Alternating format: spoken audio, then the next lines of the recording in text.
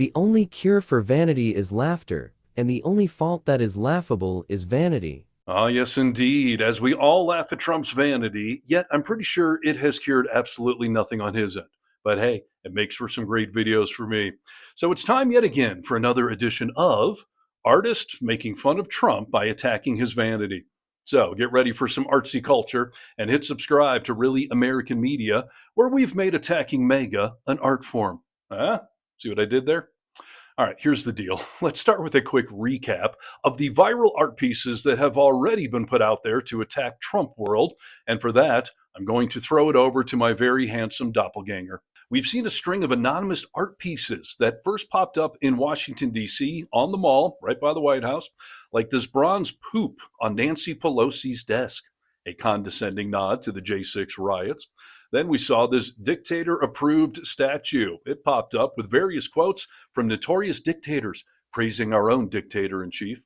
Most recently, we had this gold plated TV statue appear that featured a loop of Trump dancing alongside the guy that we're all supposed to stop talking about, Mr. Jeffrey Epstein. But I don't understand why the Jeffrey Epstein case would be of interest to anybody.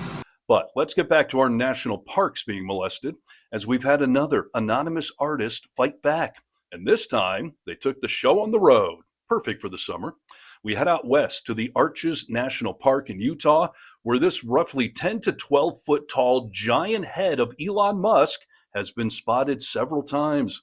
It's sporting an arrogant smirk as it gets towed around with a sign that says, "Make America Wait Again," now with longer lines thanks to Doge cuts. Thanks, Steve. Great work as always. I'm a big fan of his. I've actually seen him naked many times and have done some questionable things with his body. And speaking of things that'll make you gag, it's a weird transition. Cut that out. Let's talk about Trump and the latest art piece that has appeared in New York City just 2 days ago.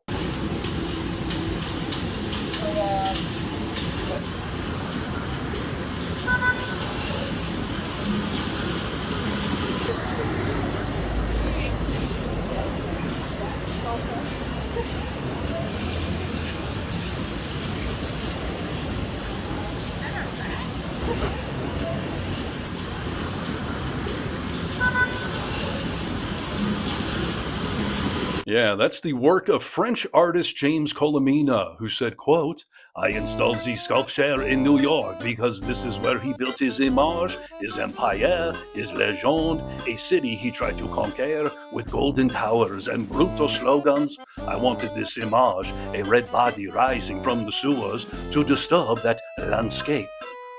I'm sorry. Is that bigoted of me? We're allowed to make fun of the French, aren't we? We're not?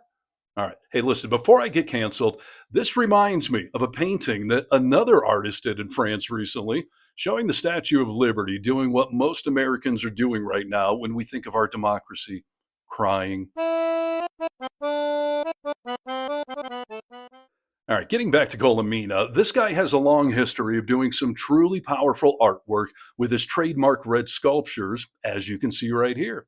And I know you're going to love this one, inspired by a certain on and off again mega embarrassment. In fact, I love this one enough to give it my own one-handed salute. So, yeah.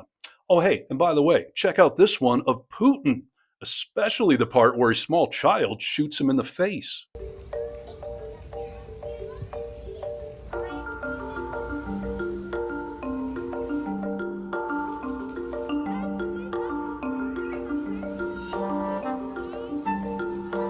Yep, good old Vladimir Putin riding a red tank on a children's playground.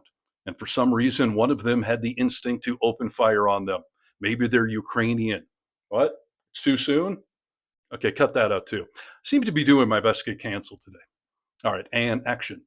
But anyway, here's a woman with an interesting quote after viewing some of this red artwork. I think it's a good way to express one's opinion and show the world that there are a lot of people out there who are not happy about what's happening. Yeah, there definitely are a lot of people who are not happy about what is happening in the world right now.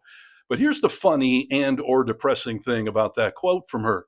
I bet you assumed that she was talking about that new red Trump sculpture. Well, incorrect. She was actually talking about the red sculpture of Vladimir Putin.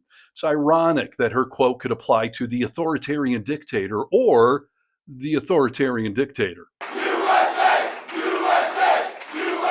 And by the way, if you weren't lucky enough to see the new Crimson Trump in New York City, be glad that I did this video for you because it got taken down in less than 12 hours. Now, if only it were that easy to remove the other Trump. But hey, we're working on that right here. So I truly thank you for being part of this resistance. So please, like this video, comment below, even if you're from France, and get vocal. From the Vocal Minority with Nick and Steve podcast. And by the way, our latest episode dropped today right here on the Really American Media YouTube page. Go to the live tab. You'll recognize today's video because I'm wearing the same clothes. I'm Steve Harness for Really American Media.